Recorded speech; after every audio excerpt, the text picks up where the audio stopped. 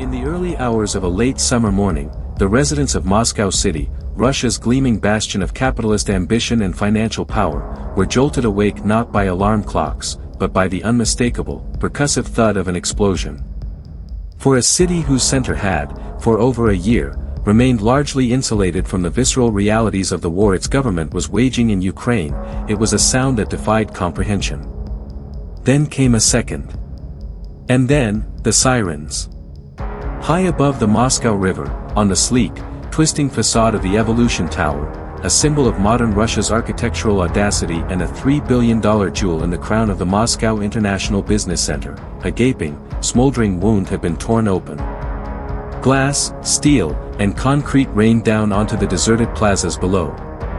The war, the one fought in the muddy trenches of Donbass and the bombed-out cities of Kharkiv and Mariupol, had arrived at the very doorstep of the Kremlin's power elite. This was not a random act of terror. It was a meticulously planned, audaciously executed strategic strike by Ukrainian drones.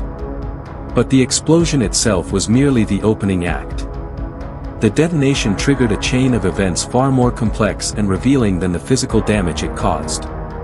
It was a single moment that exposed the fragile nerves of a superpower, the ingenious resilience of an underdog, and the bizarre, often contradictory, theater of modern information warfare.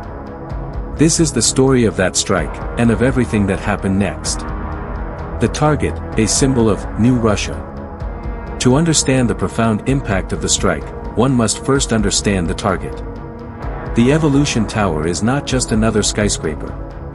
Completed in 2014, it stands 255 meters, 837 feet, tall, its most distinctive feature being its DNA-like helical structure, which twists a full 156 degrees from base to top. Clad in reflective blue glass and stainless steel, it represents the zenith of the Moscow City project, a decades-long effort to create a Russian rival to Manhattan or Canary Wharf. It houses some of the most powerful entities in the Russian economy, major investment banks, international law firms with opaque client lists, energy conglomerates, and state-owned defense contractors. Its tenants are the architects and beneficiaries of the system President Vladimir Putin built, a fusion of state power and immense private wealth. Striking the Evolution Tower was not about inflicting mass casualties, it was about striking a symbol. It was an attack on the narrative of Russian invincibility and normalcy. For Ukrainians, the tower represented something else entirely, the ill-gotten gains of a corrupt regime built on aggression and resource exploitation. It was a physical manifestation of the Moscow that had, for centuries, projected its power over its neighbors. To hit it was to challenge the very heart of the imperial beast. Part 2, The Execution, a masterclass in asymmetric warfare. The operation, later detailed by Ukrainian security sources, speaking on condition of anonymity, was codenamed Vyplata, or Retribution. It was the brainchild of the Security Service of Ukraine, SBU, in coordination with military intelligence, GUR. The challenge, getting a drone through hundreds of kilometers of some of the most densely layered air defenses on Earth. Moscow is arguably the most heavily defended city airspace on the planet, protected by a multi-layered system including Pantsir S-1 and Buk M3 short to medium range surface-to-air missile systems deployed on rooftops and in rings around the city. S-400 long-range systems guarding the outer approaches. Sophisticated electronic warfare (EW) assets designed to jam, spoof, or take control of incoming unmanned aerial vehicles, UAVs. The solution, Ukrainian ingenuity. The drones used were not off-the-shelf models but a new, domestically developed long-range UAV, a successor to the now famous UJ-22 Airborne. Dubbed the Sokol Falcon, it was specifically designed for this mission profile. Low and slow, instead of flying high and fast, the Sokol drones flew incredibly low, nap-of-the-earth trajectories, following river valleys and terrain features to avoid radar detection. Composite materials, built with radar-absorbent materials and minimal metal content to reduce their radar cross-section, making them appear as small as birds on Russian screens. EW resistance, equipped with advanced, AI-assisted navigation systems that could switch to pre-programmed inertial guidance if jammed, making them resistant to Russian electronic countermeasures. Swarm tactics: multiple drones were launched along different, converging routes. This saturates air defenses, increasing the statistical probability that at least one or two would get through. On the night of the attack, Russian air defense operators west of Moscow reported multiple small, slow-moving contacts. They were initially dismissed as false returns, birds, weather phenomena, or system glitches. By the time their trajectory was confirmed as a threat, the drones were already inside the inner defensive ring. Panicked operators scrambled to engage. One drone was reportedly shot down over the Odintsovo district. A second was disabled by EW and crashed harmlessly in a park. But two Sokols pressed on. Their target coordinates, likely refined by satellite intelligence from Western partners and on-the-ground human sources, were locked in. They did not carry massive warheads, perhaps 20 to 30 kilograms of high explosives each. Their aim was not to bring the tower down, an almost impossible task, but to penetrate it and detonate inside, maximizing psychological and economic impact. At 3:42 a.m. Moscow time, the first drone struck the upper third of the Evolution Tower. Security camera footage, later leaked and geolocated, shows a sudden, violent flash erupting from the building, followed by a plume of smoke and debris. Seconds later, a second drone struck several floors below. The precision was stunning. Part 3, the immediate aftermath: smoke, silence, and denial. The immediate physical aftermath was chaotic, yet contained.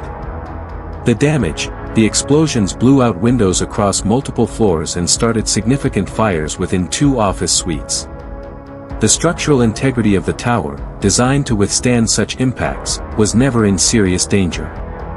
The material damage was later estimated to be in the tens of millions of dollars, significant, but a fraction of the building's total value. The human cost: miraculously, due to the early hour, there were no fatalities. Several security personnel and a handful of overnight workers in a data processing center sustained injuries from flying glass and debris. Emergency services responded quickly, containing the fires within hours.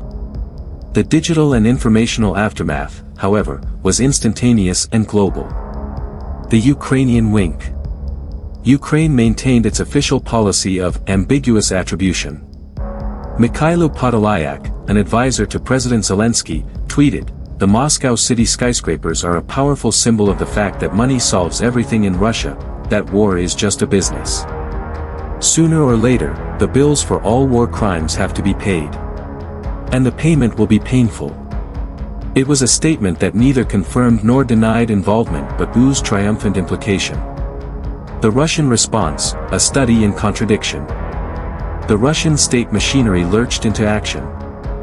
And its response was a chaotic mess of conflicting narratives, exposing the regime's internal fractures and its obsession with controlling perception. Phase 1. It didn't happen. The first official statements from the Moscow mayor's office and the Ministry of Emergency Situations were terse. An incident involving unidentified flying objects occurred in the Moscow city area. Damage was reported to the facade of two buildings. Emergency services are on the scene. No serious casualties. The word drone was carefully avoided. The word Ukraine was never mentioned. State-aligned news channels briefly reported a fire before quickly switching back to pre-scheduled programming. Phase 2, it was a minor accident. As videos from panicked Muscovites began flooding Telegram and Twitter, the narrative shifted. Pro-Kremlin military bloggers and TV propagandists, often a more reliable barometer of nationalist sentiment than the official government, began raging. They demanded answers and retaliation. In response, state media was forced to acknowledge more, but downplayed it. They showed carefully curated footage of a broken window being replaced, framing it as a minor nuisance quickly resolved by efficient Russian workers. The message: we are not affected. Life goes on as normal. The ripple effect: panic, paranoia, and power plays. Then, the real consequences began to unfold. The strike was a stone thrown into the stagnant pond of Russian elite politics, and the ripples were immediate and far-reaching.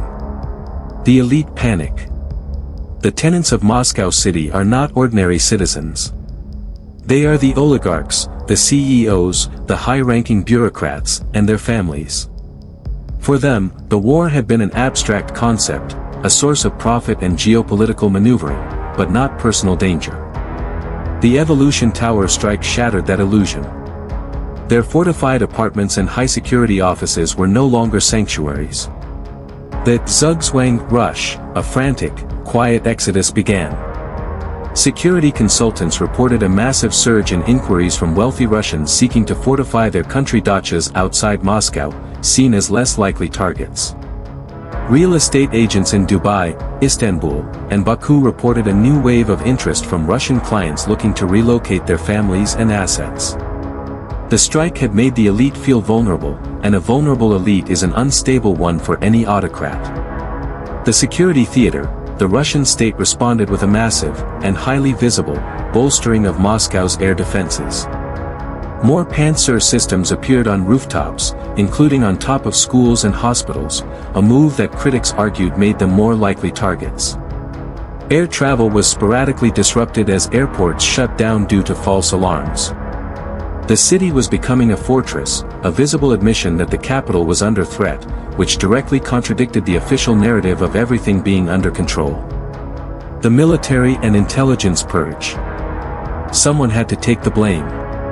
The fact that Ukrainian drones could penetrate the heart of Moscow was a catastrophic embarrassment for the FSB, domestic security, the defense ministry, and the aerospace forces. Heads rolled. Within 72 hours, a quiet but severe purge was underway. The commander of the Air Defense Distribute,